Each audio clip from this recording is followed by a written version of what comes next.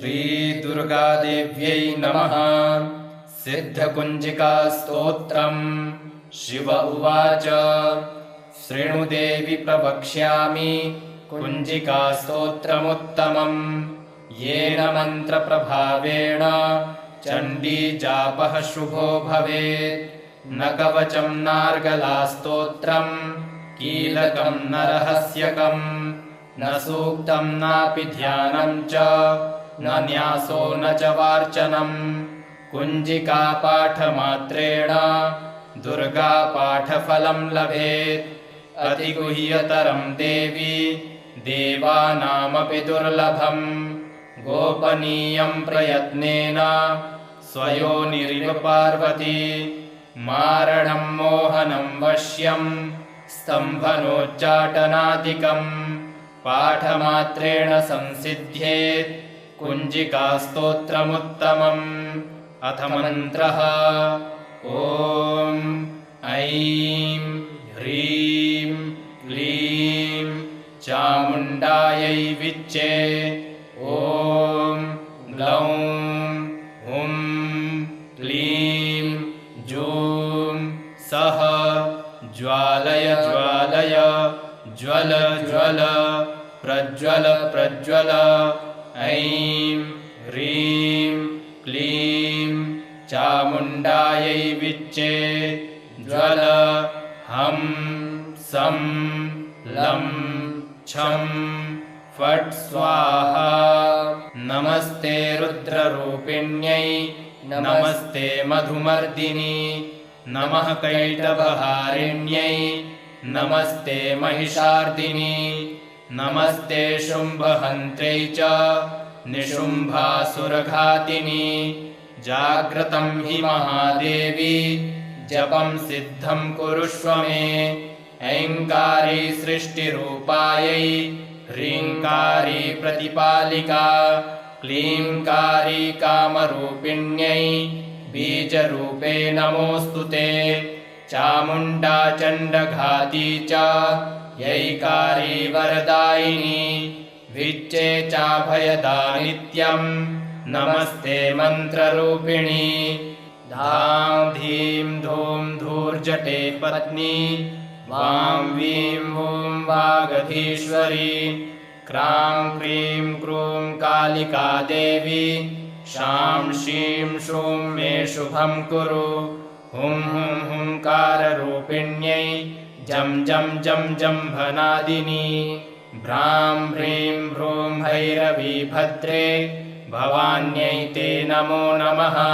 अं कं चं टं तं पं यं शं ह्रीं दुं ऐं ह्रीं हं क्षं। धिजाग्रं धिजाग्रं त्रोटय त्रोटय। दीप्तं कुरु कुरु स्वाहा। पां पीं पूं पार्वती पूर्णा। खां खीं खूं खेचरी तथा। सां सीं सूं सप्तशती देव्या मन्त्रसिद्धिं कुरुष्व मे। इदं तु कुञ्जिकास्तोत्रम् मन्त्रजागर्ति हेतवे। अभक्तेनैव दातव्यम् गोपितं रक्ष पार्वती। यस्तु कुञ्जिकया देवी हीनां सप्तशतीं पठेत् न तस्य जायते सिद्धि ररण्ये रोदनं यथा। श्रीनारायण स्तोत्रम्। नारायणाय शुद्धाय शाश्वताय ध्रुवाय च भूतभव्यभवेशाय शिवाय शिवमूर्तये।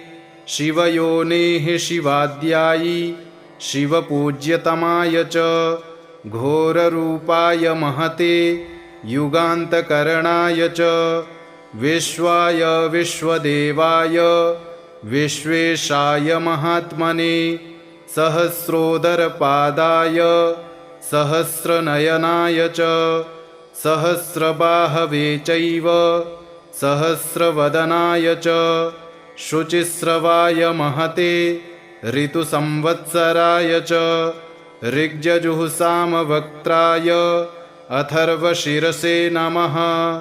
ऋषिकेशाय कृष्णाय द्रुहिडोरुक्रमाय च बृहद्वेगाय तार्क्ष्याय वराहायैकशृङ्गिणे शिपिविष्टाय सत्याय हरयेथ शिखण्डिने हुताशायोर्ध्ववक्त्राय रौद्रानीकाय साधवे सिन्धवे सिन्धुवर्षघ्ने देवानां सिन्धवे नमः गरुत्मते त्रिनेत्राय सुधर्माय वृषाकृते सम्राडुग्रे संकृतये विरजे संभवे भवे वृषाय वृषरूपाय विभवे भूर्भुवाय च दीप्तसृष्टाय यज्ञाय स्थिराय स्थविराय च अच्युताय तुषाराय वीराय च समाय च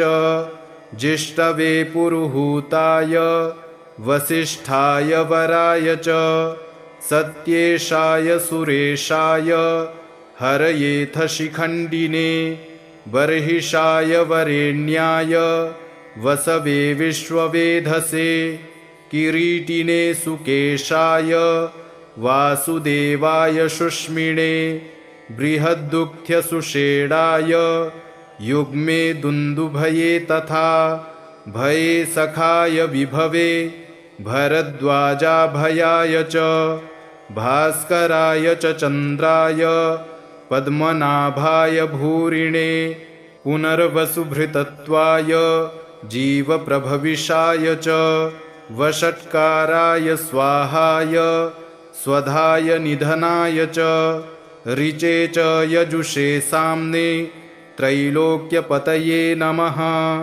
श्रीपद्मायात्मसदृशे धरणीधारणे परे सौम्या सौम्यस्वरूपाय सौम्ये सुमनसे नमः विश्वाय च सुविश्वाय विश्वरूपधराय च केशवाय सुकेशाय रश्मिकेशाय भूरिणे हिरण्यगर्भाय नमः सौम्याय वृषरूपिणे नारायणाग्र्यवपुषे पुरुहूताय वज्रिणे वर्मिणे वृषसेनाय धर्मसेनाय रोधसे मुनये ज्वरमुक्तायै ज्वराधिपतये नमः अनेत्राय त्रिनेत्राय पिङ्गलाय विडूर्मिणे तपोब्रह्मनिधानाय युगपर्यायिणे नमः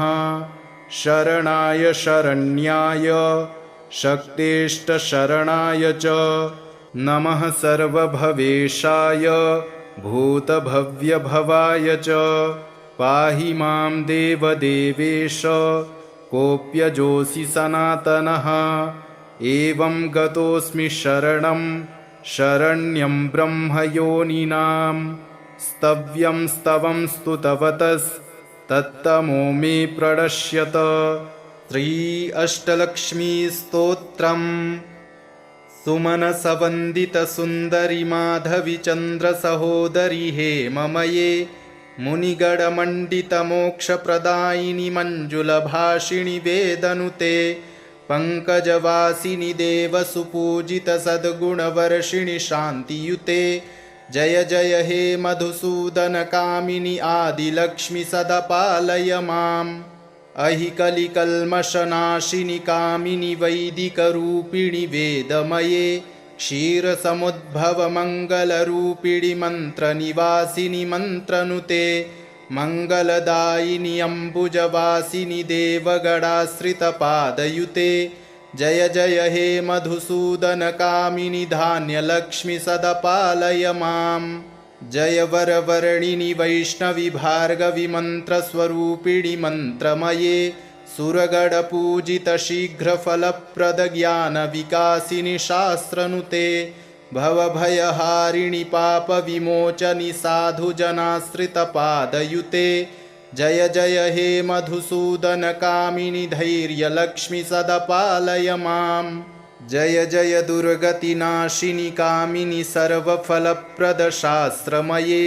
रथगजतुरगपदादिसमावृतपरिजनमण्डितलोकनुते हरिहर ब्रह्म सुपूजित सेवित ताप निवारिणि पादयुते जय जय हे मधुसूदन कामिनि गजलक्ष्मी रूपेण पालय माम् अहि खगवाहिनि मोहिनि चक्रिणि रागविवर्धिनि ज्ञानमये गुडगडवारिधि लोकहितैषिणि स्वरसप्तविभूषितगाननुते सकलसुरासुरदेवमुनीश्वर मानववन्दितपादयुते जय जय हे मधुसूदन कामिनि सन्तानलक्ष्मि त्वं पालय माम् जय कमलासनि सद्गतिदायिनि ज्ञानविकासिनि गानमये अनुदिनमर्चितकुङ्कुमधूसरभूषितवासितवाद्यनुते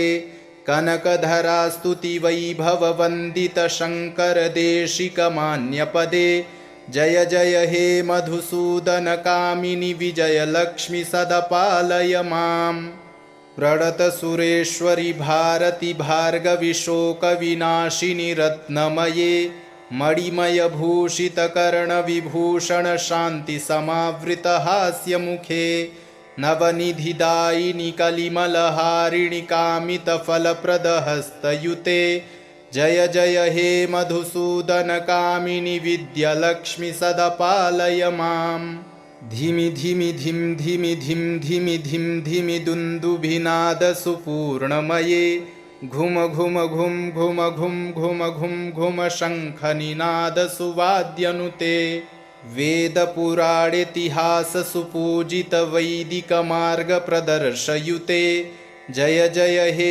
मधुसूदन कामिनि धनलक्ष्मीरूपेण पालय माम् शिव उवाच शृणु देवि प्रवक्ष्यामि कुञ्जिकास्तोत्रमुत्तमम् येन मन्त्रप्रभावेण चण्डीजापः शुभो भवेत् न कवचं नार्गलास्तोत्रम् कीलकं न रहस्यकम् न सूक्तं नापि ध्यानं च न न्यासो न च वार्चनम् कुञ्जिकापाठमात्रेण दुर्गापाठफलं लभेत् अतिगुह्यतरं देवी देवानामपि दुर्लभम् गोपनीयं प्रयत्नेन स्वयोनिरिव पार्वती मारणं मोहनं वश्यं स्तम्भनोच्चाटनादिकम् पाठमात्रेण संसिद्ध्येत्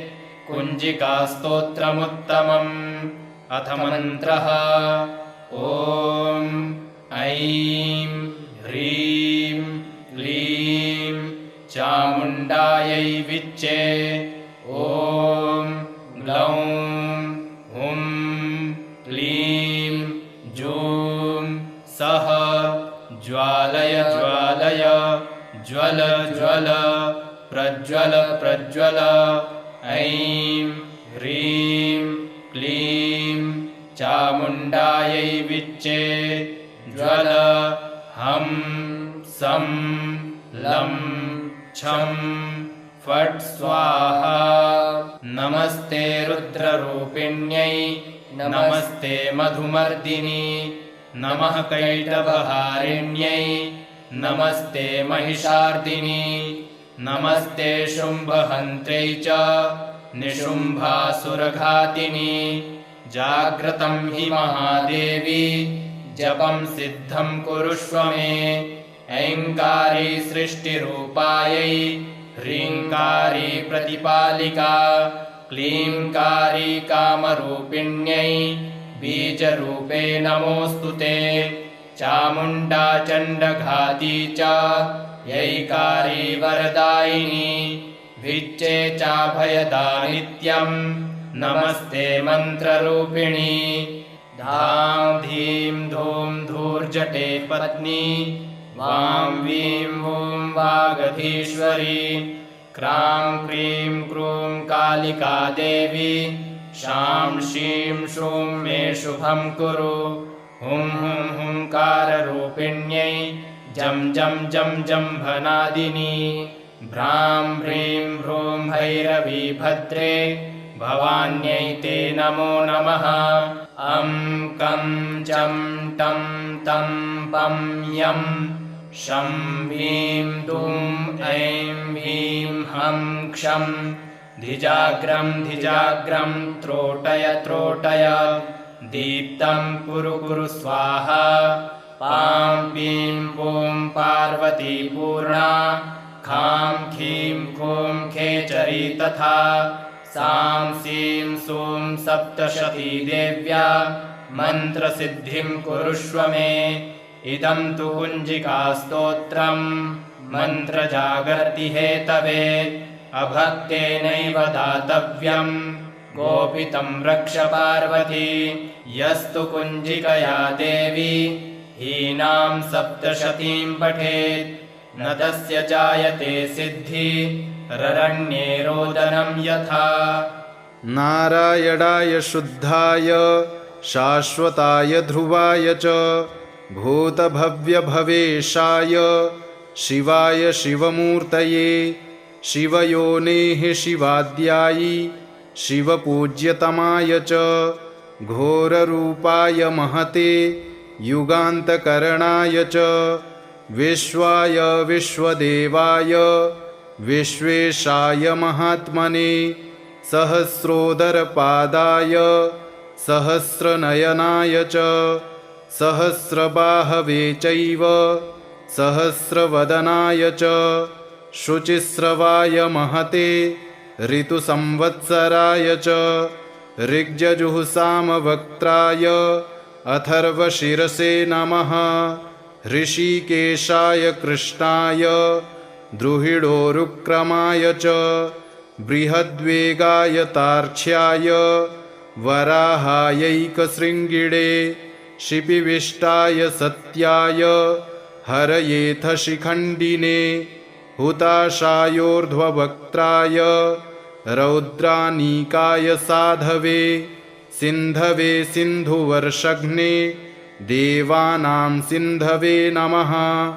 गरुत्मते त्रिनेत्राय सुधर्माय वृषाकृते सम्राडुग्रे संकृतये विरजे संभवे भवे वृषाय वृषरूपाय विभवे भूर्भुवाय च दीप्तसृष्टाय यज्ञाय स्थिराय स्थविराय च अच्युताय तुषाराय वीराय च समाय च जिष्टवे पुरुहूताय वसिष्ठाय वराय च सत्येशाय सुरेशाय हरयेथ शिखण्डिने बर्हिषाय वरेण्याय वसवे विश्ववेधसे किरीटिने सुकेशाय वासुदेवाय शुष्मिणे बृहद्दुःख्यसुषेणाय युग्मे दुन्दुभये तथा भये सखाय विभवे भरद्वाजाभयाय च भास्कराय च चन्द्राय पद्मनाभाय भूरिणे पुनर्वसुभृतत्वाय जीवप्रभविषाय च वषट्काराय स्वाहाय स्वधाय निधनाय च ऋचे च यजुषे साम्ने त्रैलोक्यपतये नमः। श्रीपद्मायात्मसदृशे धरणीधारणे परे सौम्या सौम्यस्वरूपाय सौम्ये सुमनसे नमः। विश्वाय च सुविश्वाय विश्वरूपधराय च केशवाय सुकेशाय रश्मिकेशाय भूरिणे हिरण्यगर्भाय नमः। सौम्याय वृषरूपिणे नारायणाग्र्यवपुषे पुरुहूताय वज्रिणे वर्मिणे वृषसेनाय धर्मसेनाय रोधसे मुनये ज्वरमुक्तायै ज्वराधिपतये नमः। अनेत्राय त्रिनेत्राय पिङ्गलाय विडूर्मिणे तपोब्रह्मनिधानाय युगपर्यायिणे नमः। शरणाय शरण्याय शक्तेष्टशरणाय च नमः। सर्वभवेशाय भूतभव्यभवाय च पाहि मां देवदेवेश कोऽप्यजोऽसि सनातनः एवं गतोऽस्मि शरणं शरण्यं ब्रह्मयोनिनां स्तव्यं स्तवं स्तुतवतस्तत्तमो मे प्रणश्यत सुमनसवन्दितसुन्दरि माधवि चन्द्रसहोदरि हेममये मुनिगणमण्डितमोक्षप्रदायिनि मञ्जुलभाषिणि वेदनुते पङ्कजवासिनि देवसुपूजितसद्गुणवर्षिणि शान्तियुते जय जय हे मधुसूदनकामिनि आदिलक्ष्मि सदा पालय माम् अहि कलिकल्मषनाशिनि कामिनि वैदिकरूपिणि वेदमये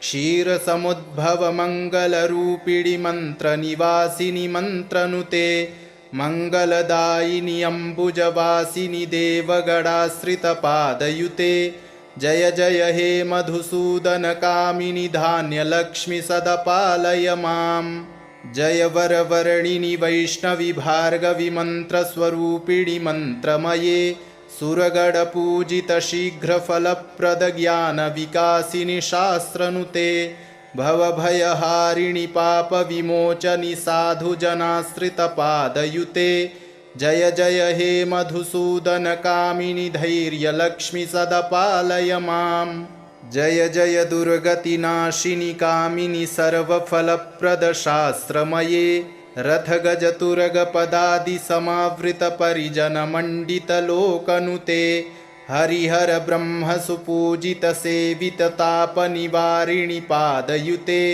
जय जय हे मधुसूदनकामिनि गजलक्ष्मीरूपेण पालय माम् अहि खगवाहिनि मोहिनि चक्रिणि रागविवर्धिनि ज्ञानमये गुडगडवारिधि लोकहितैषिणि स्वरसप्तविभूषितगाननुते सकलसुरासुरदेवमुनीश्वरमानववन्दितपादयुते जय जय हे मधुसूदनकामिनि सन्तानलक्ष्मि त्वं पालय माम् जय कमलासनि सद्गतिदायिनि ज्ञानविकासिनि गानमये अनुदिनमर्चितकुङ्कुमधूसरभूषितवासितवाद्यनुते कनकधरास्तुतिवैभववन्दितशङ्करदेशिकमान्यपदे जय जय हे मधुसूदनकामिनि विजयलक्ष्मि सदा पालय माम् प्रणतसुरेश्वरि भारति भार्गवि शोकविनाशिनि रत्नमये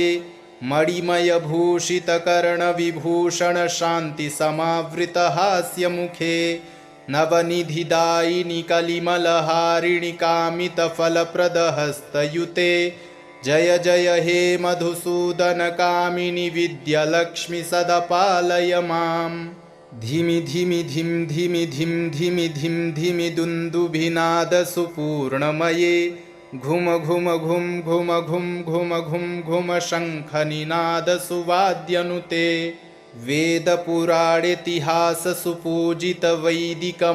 वेदपुराणेतिहाससुपूजितवैदिकमार्गप्रदर्शयुते जय जय हे मधुसूदनकामिनि धनलक्ष्मीरूपेण पालय माम् शिव उवाच शृणु देवि प्रवक्ष्यामि कुञ्जिकास्तोत्रमुत्तमम् येन मन्त्रप्रभावेण चण्डीजापः शुभो भवेत् न कवचं नार्गलास्तोत्रम् कीलकं न रहस्यकम् न सूक्तं नापि ध्यानं च न न्यासो न च वार्चनम् कुञ्जिकापाठमात्रेण दुर्गापाठफलं लभेत् अतिगुह्यतरं देवी देवानामपि दुर्लभम् गोपनीयं प्रयत्नेन स्वयोनिरिव पार्वती मारणं मोहनं वश्यं स्तम्भनोच्चाटनादिकम् पाठमात्रेण संसिद्ध्येत् कुञ्जिकास्तोत्रमुत्तमम् अथ मन्त्रः ॐ ऐं ह्रीं क्लीं चामुण्डायै विच्चे ॐ ग्लौं हुं क्लीं जूं सः ज्वालय ज्वालय ज्वल ज्वल प्रज्वल प्रज्वल ऐं ह्रीं क्लीं चामुण्डायै विच्चे ज्वल हं सं लं छं फट् स्वाहा। नमस्ते रुद्ररूपिण्यै नमस्ते मधुमर्दिनी नमः कैटभहारिण्यै नमस्ते महिषार्दिनी नमस्ते शुम्भहन्त्रै च निशुम्भासुरघातिनी। जाग्रतं हि महादेवी जपं सिद्धं कुरुष्व मे। ऐङ्कारी सृष्टिरूपायै ह्रीङ्कारी प्रतिपालिका क्लीङ्कारी कामरूपिण्यै बीजरूपे नमोऽस्तु ते। चामुण्डा चण्डघाती च यैकारी वरदायिनी विच्चे चाभयदा नित्यं नमस्ते मन्त्ररूपिणी। धां धीं धूं धूर्जटे पत्नी वां वीं वूं वागधीश्वरी क्रां क्रीं क्रूं कालिका देवी शां शीं शूं मे शुभं कुरु। हुं हुं हुंकाररूपिण्यै जं जं जं जम्भनादिनी भ्रां ह्रीं भ्रूं भैरवी भद्रे भवान्यै ते नमो नमः। अं कं चं टं तं पं यं शं ह्रीं दुं ऐं ह्रीं हं क्षं धिजाग्रं धिजाग्रं त्रोटय त्रोटय दीप्तं कुरु कुरु स्वाहा। पां पीं पूं पार्वती पूर्णा खां खीं खूं खेचरी तथा सां सीं सूं सप्तशती देव्या मन्त्रसिद्धिं कुरुष्व मे। इदं तु कुञ्जिकास्तोत्रं मन्त्रजागर्ति हेतवे अभक्तेनैव दातव्यं गोपितं रक्ष पार्वती। यस्तु कुञ्जिकया देवी हीनां सप्तशतीं पठेत् न तस्य जायते सिद्धि ररण्ये रोदनं यथा।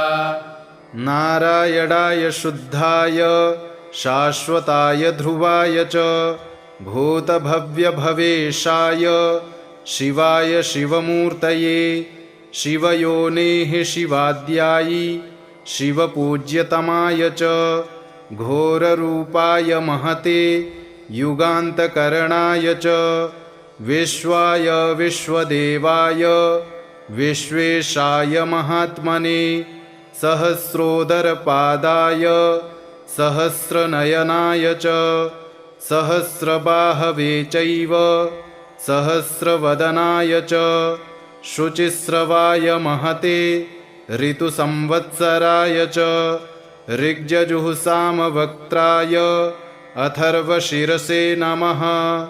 ऋषिकेशाय कृष्णाय द्रुहिडोरुक्रमाय च बृहद्वेगाय तार्क्ष्याय वराहायैकशृङ्गिणे शिपिविष्टाय सत्याय हरयेथ शिखण्डिने हुताशायोर्ध्ववक्त्राय रौद्रानीकाय साधवे सिन्धवे सिन्धुवर्षघ्ने देवानां सिन्धवे नमः।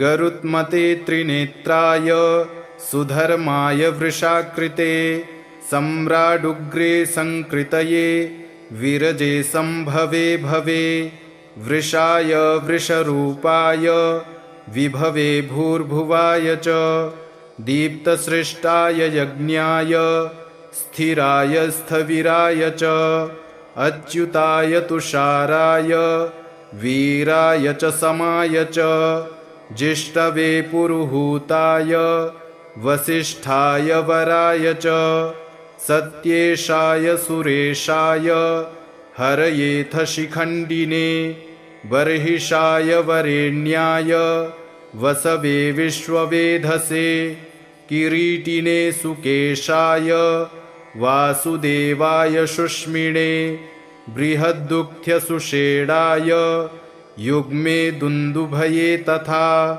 भये सखाय विभवे भरद्वाजाभयाय च भास्कराय च चन्द्राय पद्मनाभाय भूरिणे पुनर्वसुभृतत्वाय जीवप्रभविषाय च वषट्काराय स्वाहाय स्वधाय निधनाय च ऋचे च यजुषे साम्ने त्रैलोक्यपतये नमः। श्रीपद्मायात्मसदृशे धरणीधारणे परे सौम्या सौम्यस्वरूपाय सौम्ये सुमनसे नमः। विश्वाय च सुविश्वाय विश्वरूपधराय च केशवाय सुकेशाय रश्मिकेशाय भूरिणे हिरण्यगर्भाय नमः। सौम्याय वृषरूपिणे नारायणाग्र्यवपुषे पुरुहूताय वज्रिणे वर्मिणे वृषसेनाय धर्मसेनाय रोधसे मुनये ज्वरमुक्तायै ज्वराधिपतये नमः। अनेत्राय त्रिनेत्राय पिङ्गलाय विडूर्मिणे तपोब्रह्मनिधानाय युगपर्यायिणे नमः। शरणाय शरण्याय शक्तेष्टशरणाय च नमः। सर्वभवेशाय भूतभव्यभवाय च पाहि मां देवदेवेश कोऽप्यजोऽसि सनातनः।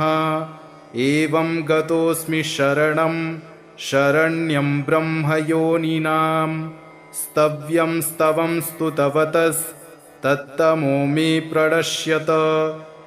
सुमनसवन्दितसुन्दरि माधवि चन्द्रसहोदरि हेममये मुनिगणमण्डितमोक्षप्रदायिनि मञ्जुलभाषिणि वेदनुते पङ्कजवासिनि देवसुपूजितसद्गुणवर्षिणि शान्तियुते।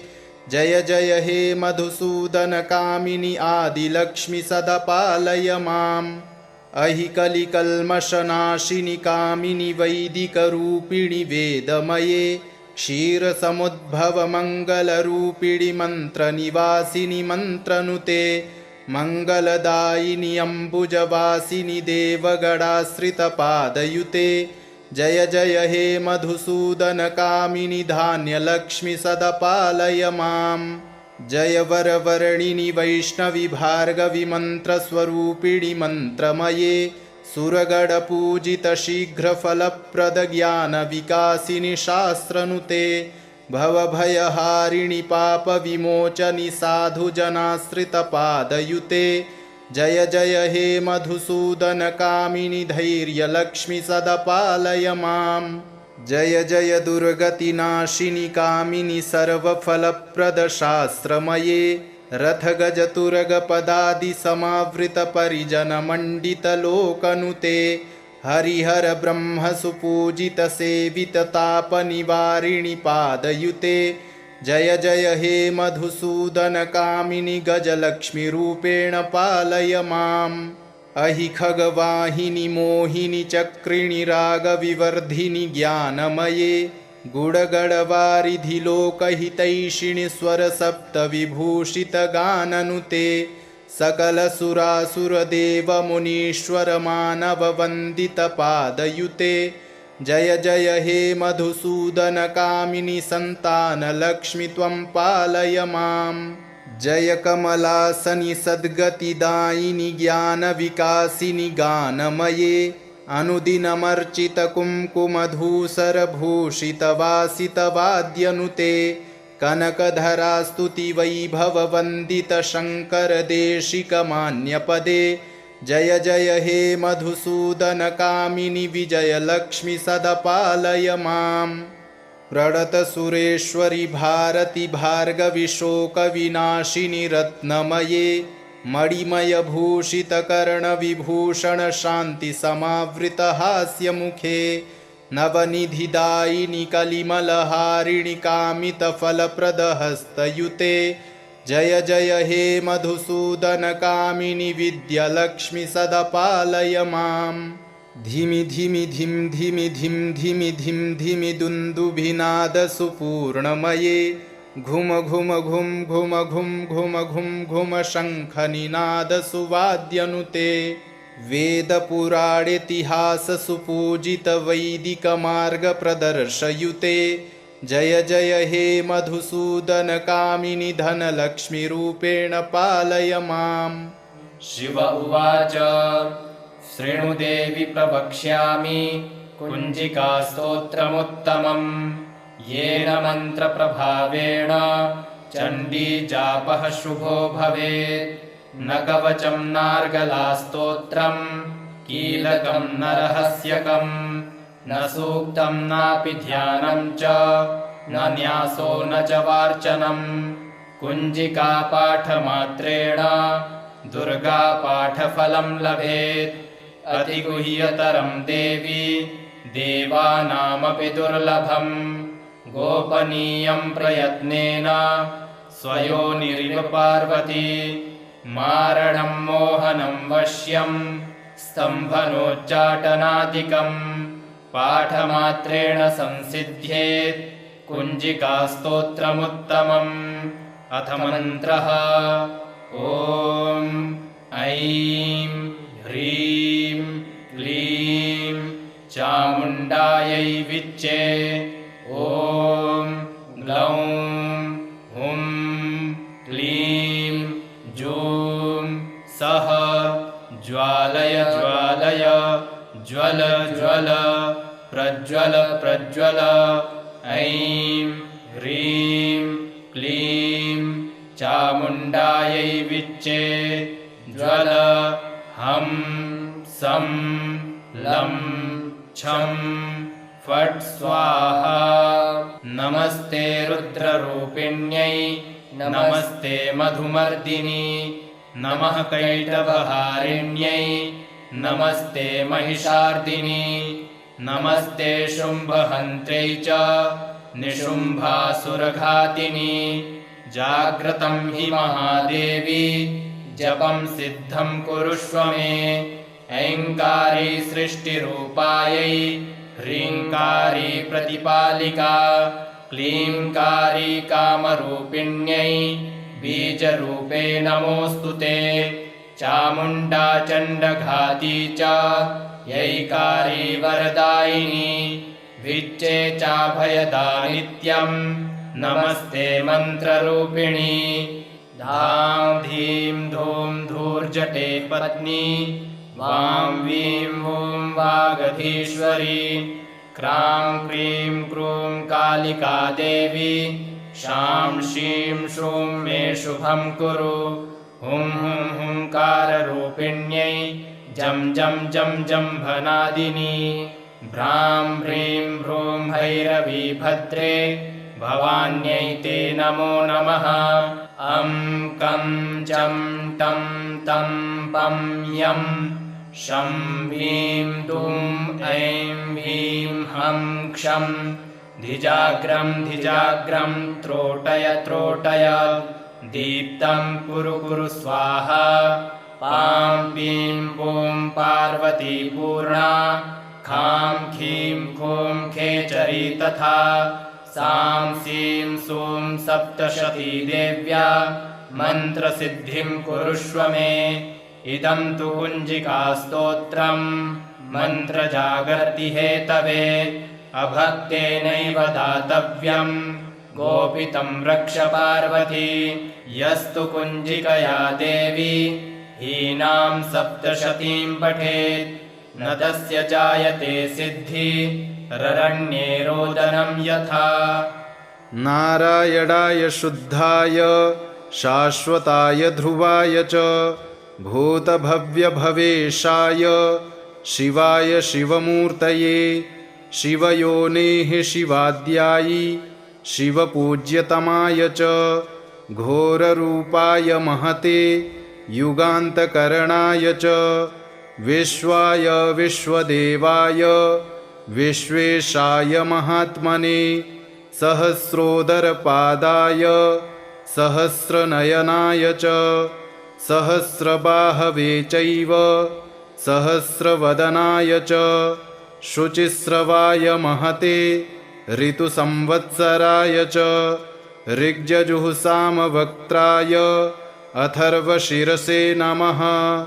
ऋषिकेशाय कृष्णाय द्रुहिडोरुक्रमाय च बृहद्वेगाय तार्क्ष्याय वराहायैकशृङ्गिणे शिपिविष्टाय सत्याय हरयेथ शिखण्डिने हुताशायोर्ध्ववक्त्राय रौद्रानीकाय साधवे सिन्धवे सिन्धुवर्षघ्ने देवानां सिन्धवे नमः।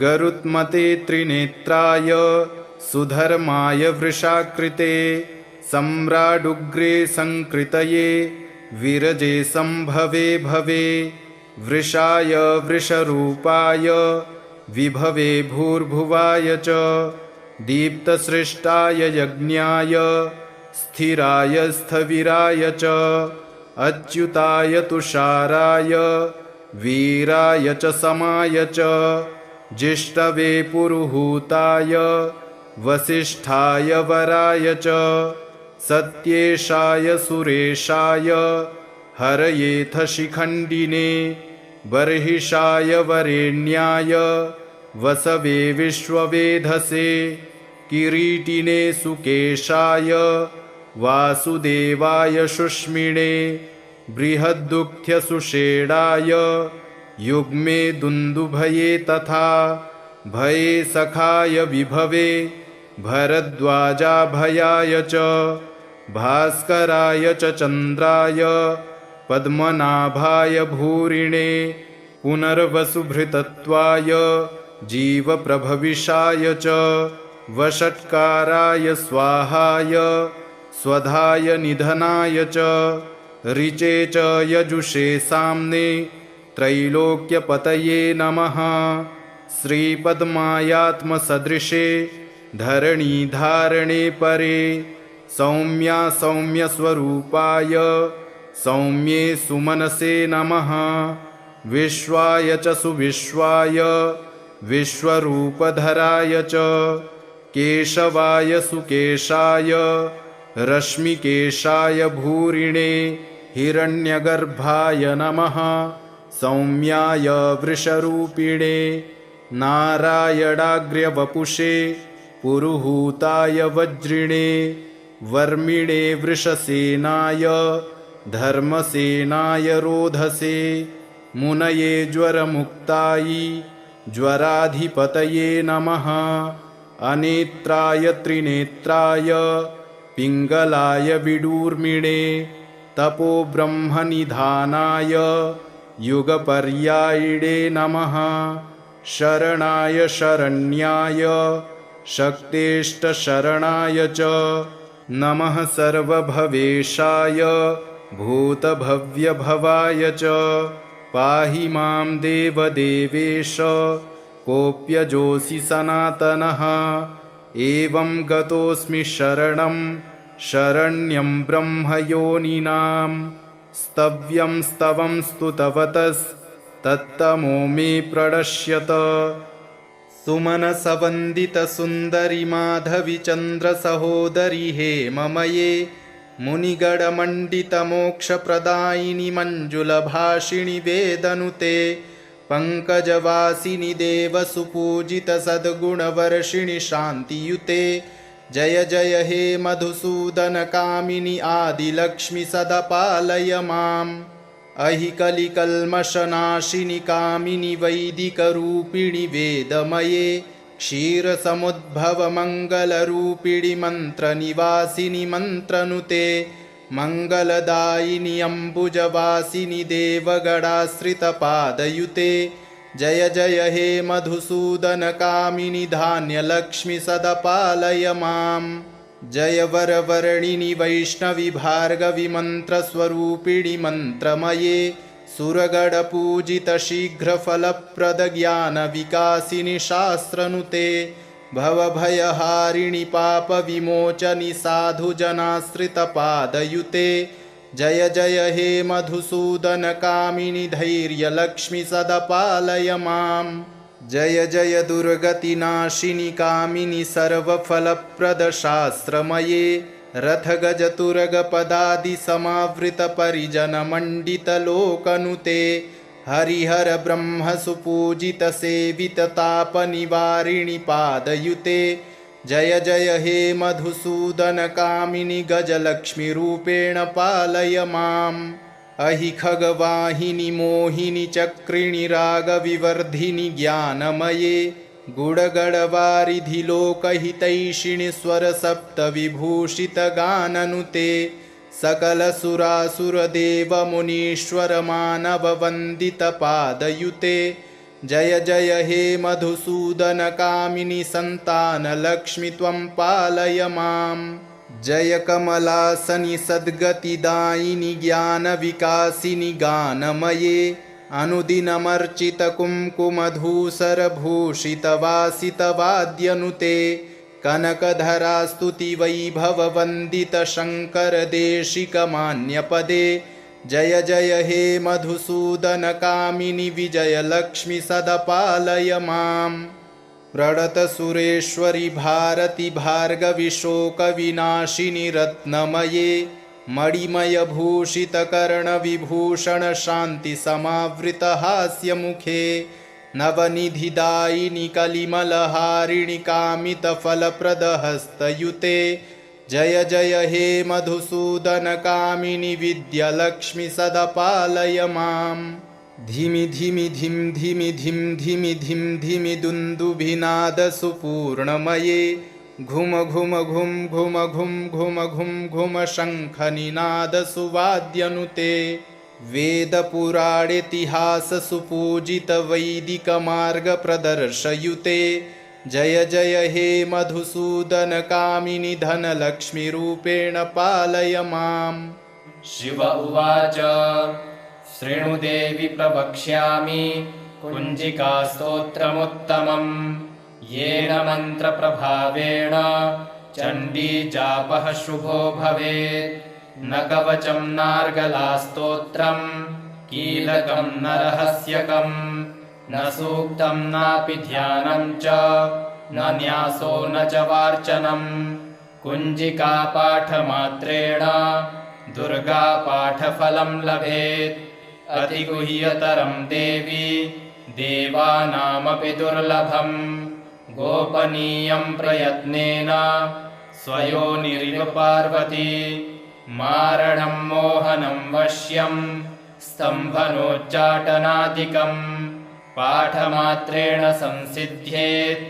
कुञ्जिकास्तोत्रमुत्तमम् अथ मन्त्रः ॐ ऐं ह्रीं क्लीं चामुण्डायै विच्चे ॐ ग्लौं हुं क्लीं जूं सः ज्वालय ज्वालय ज्वल ज्वल प्रज्वल प्रज्वल ऐं ह्रीं क्लीं चामुण्डायै विच्चे ज्वल हं सं लं छं फट् स्वाहा नमस्ते रुद्ररूपिण्यै नमस्ते मधुमर्दिनी नमः कैटभहारिण्यै नमस्ते महिषार्दिनी नमस्ते शुम्भहन्त्रै च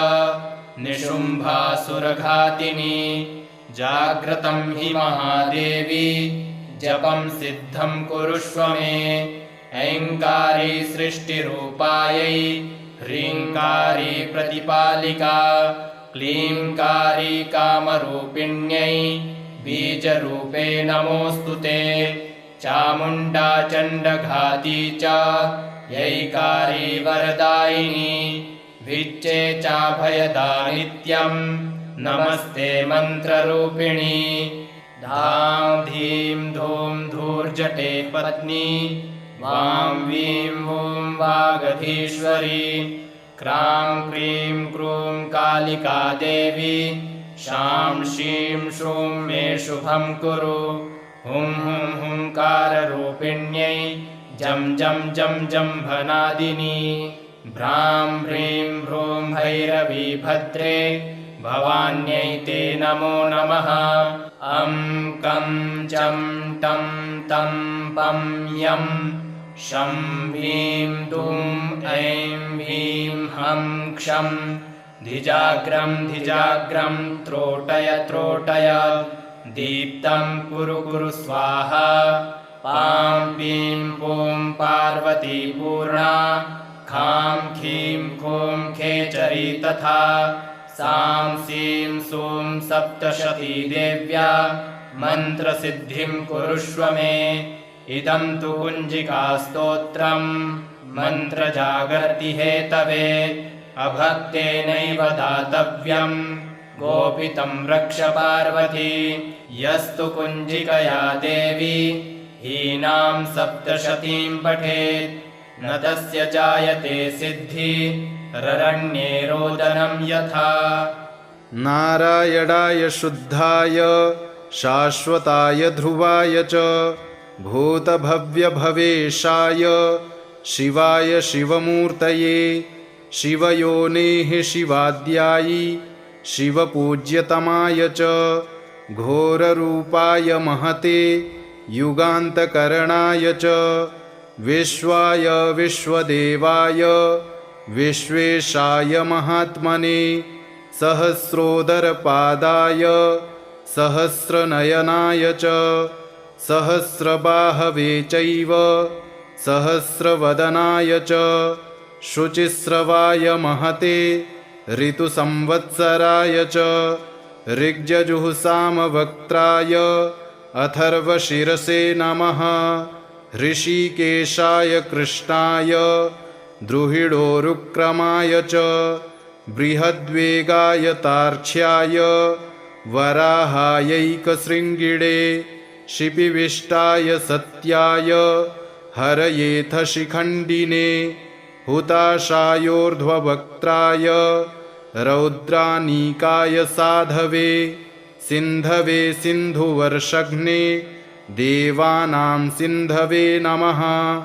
गरुत्मते त्रिनेत्राय सुधर्माय वृषाकृते सम्राडुग्रे संकृतये विरजे संभवे भवे वृषाय वृषरूपाय विभवे भूर्भुवाय च दीप्तसृष्टाय यज्ञाय स्थिराय स्थविराय च अच्युताय तुषाराय वीराय च समाय च जिष्टवे पुरुहूताय वसिष्ठाय वराय च सत्येशाय सुरेशाय हरयेथ शिखण्डिने बर्हिषाय वरेण्याय वसवे विश्ववेधसे किरीटिने सुकेशाय वासुदेवाय शुष्मिणे बृहद्दुःख्यसुषेणाय युग्मे दुन्दुभये तथा भये सखाय विभवे भरद्वाजाभयाय च भास्कराय च चन्द्राय पद्मनाभाय भूरिणे पुनर्वसुभृतत्वाय जीवप्रभविषाय च वषट्काराय स्वाहाय स्वधाय निधनाय च ऋचे च यजुषे साम्ने त्रैलोक्यपतये नमः।